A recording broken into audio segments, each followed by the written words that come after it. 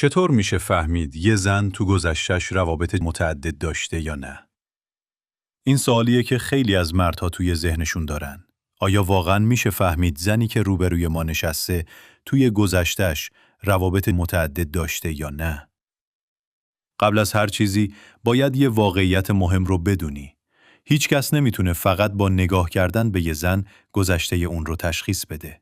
هیچ نشونه جادویی یا فرمول مخفی وجود نداره. اما یه چیز هست که خیلی وقتا حقیقت رو نشون میده. رفتار.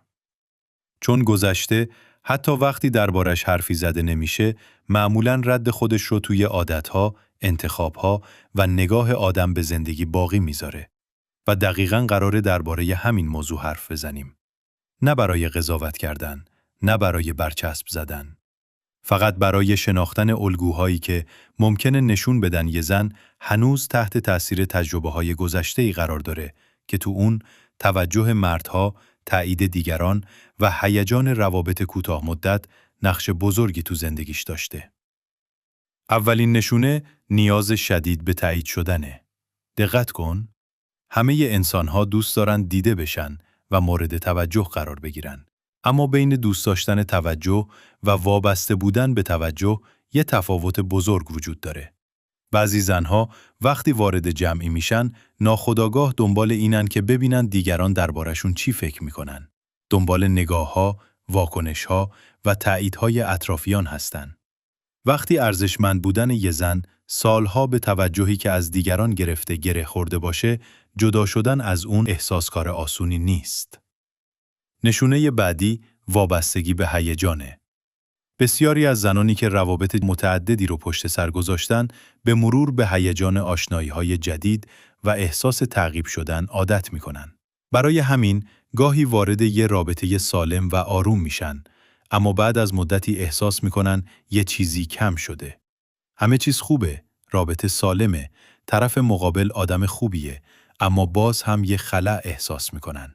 خیلی وقتا چیزی که کم شده عشق نیست، هیجانه.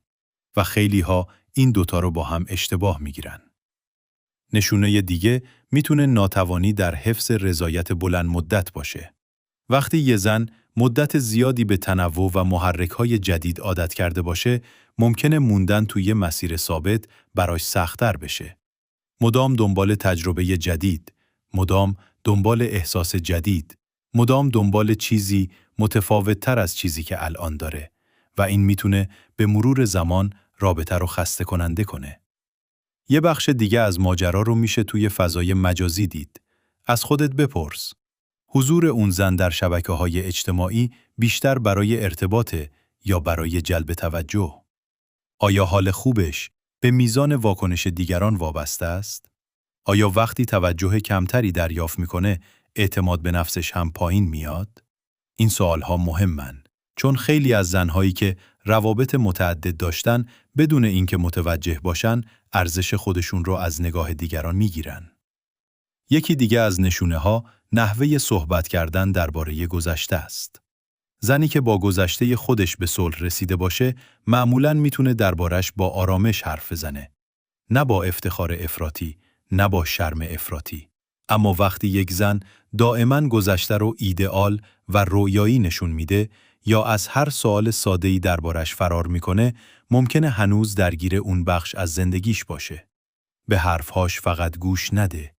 به احساساتی که پشت حرفها پنهان شدن هم توجه کن.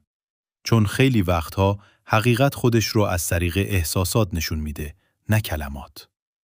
اما شاید مهمترین سوال این باشه: آیا اون خانم بدون تایید بقیه مردها هم احساس ارزشمندی میکنه؟ چون مسئله اصلی تعداد رابطه‌ها یا اتفاقات گذشته نیست.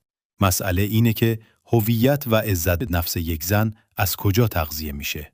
زنی که به ارزش درونی خودش رسیده باشه، لازم نیست مدام از بیرون تایید بگیره.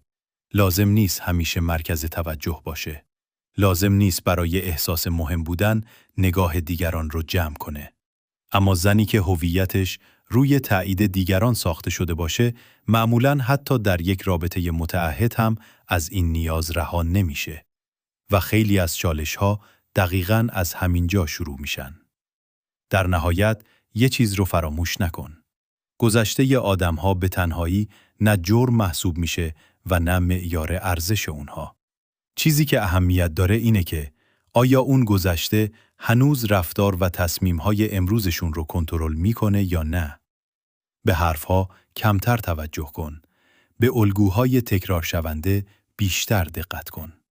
چون آدم‌ها میتونن داستان‌های مختلفی تعریف کنن، اما عادت‌ها معمولاً چیزهایی رو فاش میکنن که هیچ وقت به زبان آورده نمیشن.